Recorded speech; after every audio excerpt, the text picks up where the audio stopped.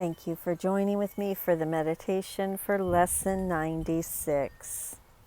Go ahead and sit with your back supported, head and neck free. Go ahead and take a big inhale through your nose for a count of 4.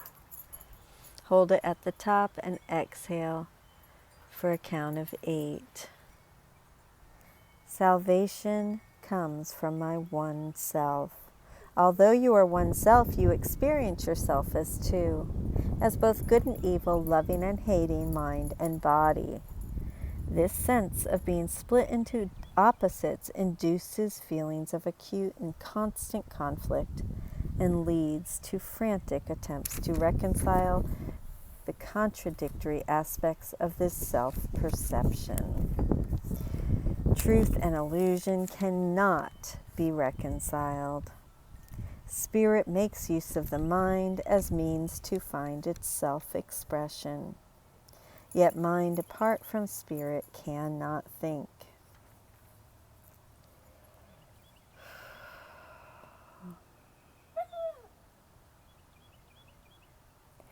Let us attempt today to find this thought whose presence in your mind is guaranteed by Him who speaks to you from your one self. So hourly for 5 minutes if possible, search for Him within your mind. Salvation comes from this one self through Him who is the bridge between your mind and it. Wait patiently and let Him speak to you about yourself and what your mind can do restored to it and free to serve its will. Salvation comes from my one self. Its thoughts are mine to use. Seek its thoughts and claim them as your own. These are your own real thoughts you have denied. And let your mind go wandering in a world of dreams to find illusions in their place. Here are your thoughts, the only ones you have. Salvation is among them. Find it there. The thoughts that come to you will tell you you are saved and that your mind has found the function that it sought to lose. Your self will welcome it and give it peace. Restored in strength, it will flow out from your spirit to the Spirit in all things, created by the Spirit as itself. Your mind will bless all things. Confusion done, you are restored, for you have found yourself. Yourself knows that you cannot fail today. Salvation comes from my one self.